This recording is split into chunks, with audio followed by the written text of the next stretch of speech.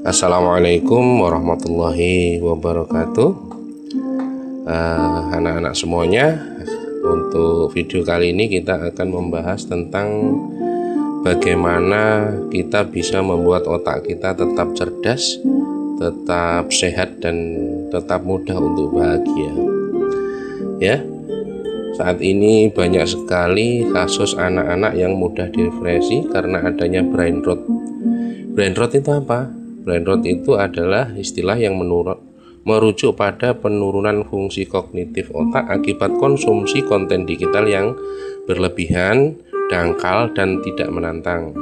Istilah ini populer karena kebiasaan scrolling media sosial yang terus-menerus, seperti video pendek atau meme, dapat membuat otak malas berpikir dan mengurangi kemampuan konsentrasi, berpikir kritis, serta daya ingat kita. Nah, kebiasaan-kebiasaan anak-anak remaja kita seusia kalian SMP, SMA, bahkan SD yang sudah tidak bisa lepas dari HP, biasanya itu lebih mudah dirusak oleh konten-konten yang menyajikan video-video yang pendek. Kenapa ini bisa merusak? Nah, nanti simak penjelasan sampai akhir, juga bagaimana cara mengatasi bila kita sudah terkena yang namanya brain rot. Nah, konsumsi konten digital ya yang berlebihan itu adalah salah satu penyebab utama dari brain rot. Terlalu banyak menghabiskan waktu untuk melihat konten yang cepat, ya, dangkal, dan repetitif seperti media sosial, video pendek, contohnya Reels, TikTok, dan meme. Nah, ini bisa membuat atau menyebabkan yang namanya brain rot. Nah, brain rot ya. Jadi mungkin kita tidak sadar, tapi karena kita terlalu sering disajikan sesuatu yang instan, yang pendek-pendek, akhirnya kita itu kekurangan konsentrasi, dan pada suatu saat bisa menyebabkan yang namanya depresi. Nah, kemudian stimulasi dopamin instan. Gerakan scrolling yang cepat memberikan stimulan dopamin yang membuat kecanduan, sehingga otak menjadi terbiasa dengan keputusan instan dan sulit beralih ke aktivitas yang membutuhkan fokus lebih lama. Karena terbiasa dengan yang pendek-pendek, nonton yang pendek-pendek, akhirnya kita sulit untuk konsentrasi dalam jangka waktu yang lama. Terus kurangnya aktivitas kognitif. Otak menjadi malas memproses informasi secara mendalam karena jarang digunakan untuk analisis, pemecahan masalah, atau berpikir kritis.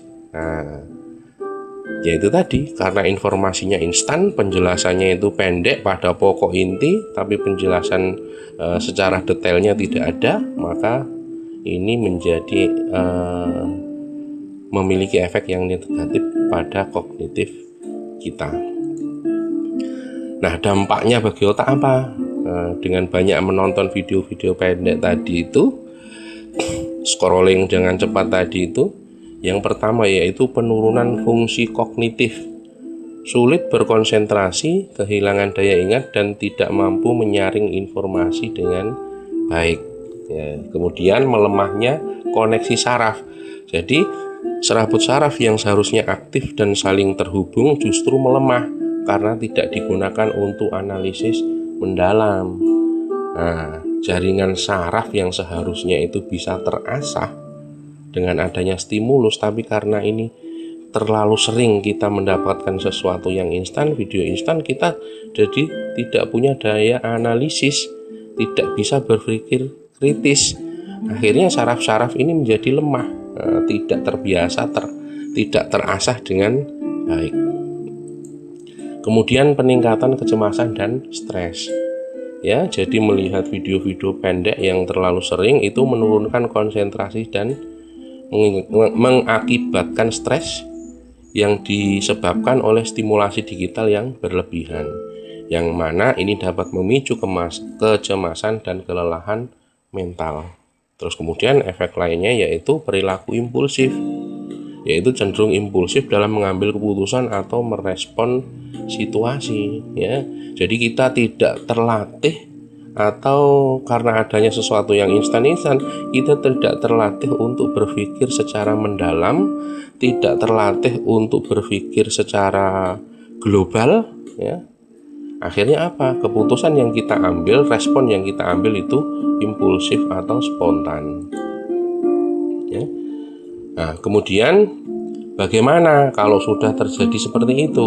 Nah, ini tips mengatasi brain rot, yaitu detoksifikasi digital. Nah, detoksifikasi itu seperti istilah kesehatan ya, istilahnya pengeluaran racun digital ini harus kita keluarkan. Yang pertama yaitu mengganti aktivitas dengan kegiatan yang lebih bermakna seperti membaca dan menyalurkan hobi kita. Terus kemudian melatih fokus dengan teknik seperti Pomodoro. Pada video dulu kita sudah pernah membahas tentang Pomodoro, nanti kita bahas lagi. Terus kemudian meningkatkan interaksi sosial secara langsung. Terus kemudian menerapkan gaya hidup sehat seperti tidur cukup dan berolahraga teratur. Nah, itu hal-hal yang bisa kita lakukan untuk mendetoksifikasi kecanduan digital kita.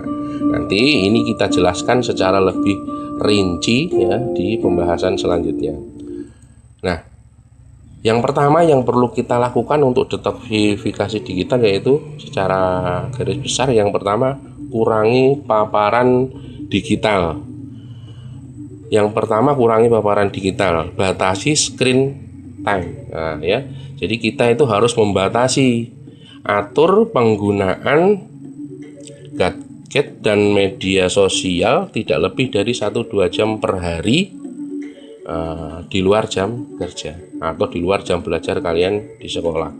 Tapi ya jangan terus kemudian di sekolah malah lebih banyak ya. Ini di luar jam sekolah itu kita atur supaya hanya 1-2 jam sehari. Terus kemudian lakukan detoksifikasi digital, jauhkan diri dari perangkat elektronik selama beberapa jam setiap hari, terutama sebelum tidur.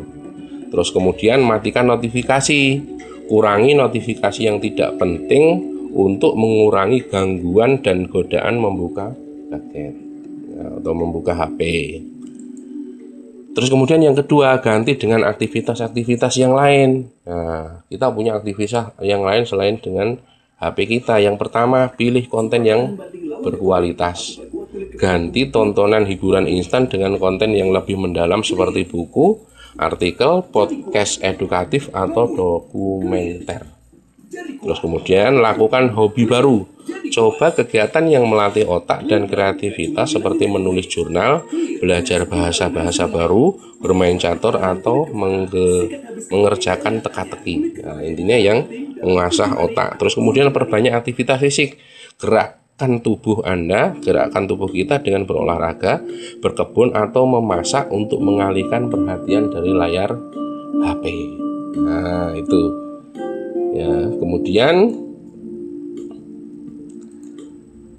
latih fokus dan berkonsentrasi. Nah, kita harus bisa melatih fokus dan konsentrasi kita untuk mendetoksifikasi kecanduan digital kita. Pertama, ya, gunakan teknik Pomodoro. Nah, fokus pada satu tugas selama 25 menit, lalu istirahat 5 menit dan ulangi siklus ini sampai beberapa kali. Nah, ini seperti yang kita bahas dulu ya. Jadi kita untuk bisa menerapkan teknik ini, kita misal membaca buku selama 25 menit, kemudian istirahat selama 5 menit, dan kita mengulangi siklus ini.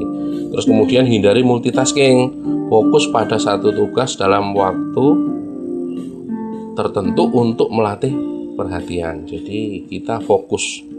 Terus kemudian meditasi atau mindfulness ya, kalau dalam hal ini saya anjurkan kalian untuk melatih tahajud. Setelah kita tahajud kemudian kita berzikir selama beberapa menit. Yang keempat yaitu perkuat koneksi sosial di dunia nyata ya, karena dunianya itu tidak cuma digital, kita punya dunia nyata yang harus kita jalani. Maka perkuatlah koneksi atau hubungan sosial di dunia nyata. Luangkan waktu yang berkualitas. Habiskan waktu berinteraksi langsung dengan keluarga dan teman secara tatap muka ya, interaksinya secara tatap muka. Terus kemudian bergabung dengan klub atau komunitas. terlibat dalam kegiatan sosial di luar lingkungan digital, misal gabung dengan klub voli, misal gabung dengan komunitas pecinta alam dan lain sebagainya. Ini bisa menjadi salah satu sarana bagi kalian untuk mengurangi detoksifikasi digital agar otak kita lebih sehat, agar otak kita lebih berkualitas. Yang kelima, jaga kesehatan fisik dan mental. Nah, bagaimana cara menjaga kesehatan fisik dan mental kita? Nah, pertama, tidur yang cukup. Pastikan kita mendapatkan 7-8 jam tidur berkualitas setiap malam. Nah, ini sebenarnya tidak semuanya ya. Ada yang cukup dengan 6 atau 7 jam itu sudah cukup, ada yang kadang lebih. Tapi sebisanya itu jangan terlalu banyak lebihnya, jangan terlalu banyak kurangnya. Ini hanya 7-8 jam itu standarnya. Terus kemudian kelola stres, melakukan relaksasi melalui meditasi, yoga, atau menghabiskan waktu di alam ya. Kita lihat pemandangan, lihat gunung, lihat pantai, lihat sawah dan lain sebagainya. Olahraga teratur, aktivitas fisik dapat meningkatkan aliran darah ke otak dan memperbaiki fungsi kognitif kita. Jadi aktivitas fisik itu selain bisa membuat kita sehat, juga bisa membuat kita lebih otak kita lebih cerdas, lebih sehat, dan bisa berpikir dengan baik. Oke, saya kira itu ya. Selamat mencoba bila kalian mau mencoba detoksifikasinya, dan jangan